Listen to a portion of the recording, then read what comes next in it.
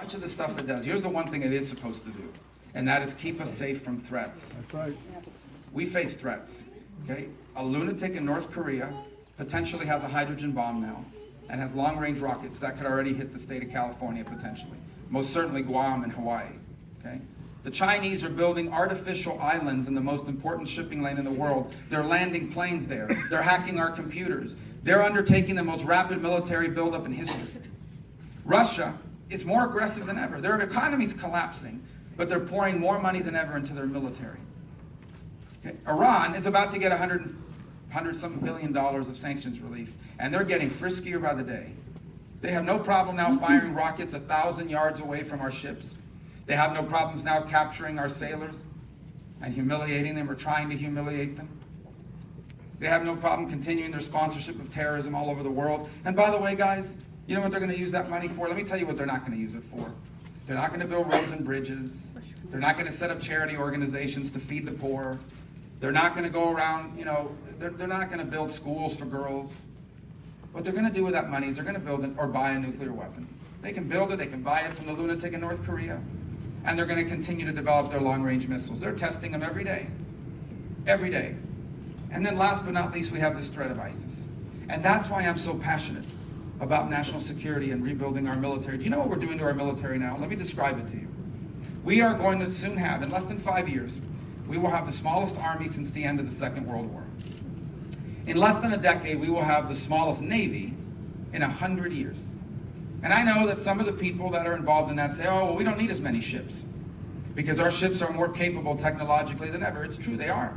And that's great. I'm not telling you these ships aren't good ships.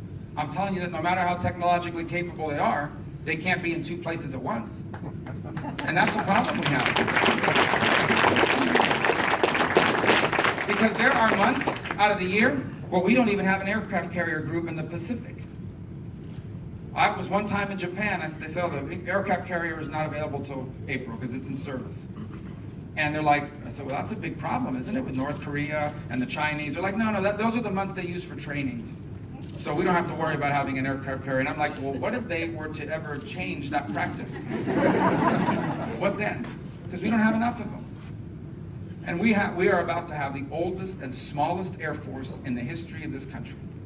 So all of these threats we're facing, we're about to have the oldest and smallest. And that's an Air Force in history. And that's why I get into these tussles with other candidates about national security. It's not because I hate them. This is really dangerous. Every time we have gutted our military, we've had to come back later and rebuild it. And you've got people running as Republicans in this race who have voted to spend even less than what we're spending now, who have voted for budgets that brag about how they cut defense spending. That's not going to happen.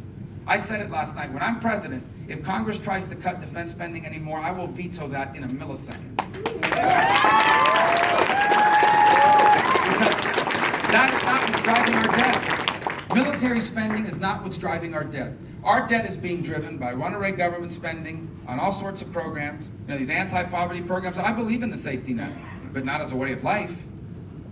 Not as a way of life and not as a lifestyle. I think we should take the anti-poverty programs, give them over to the states and to the local communities, and let them design innovative programs that cure poverty. And you know what the cure to poverty is? A good paying job. So,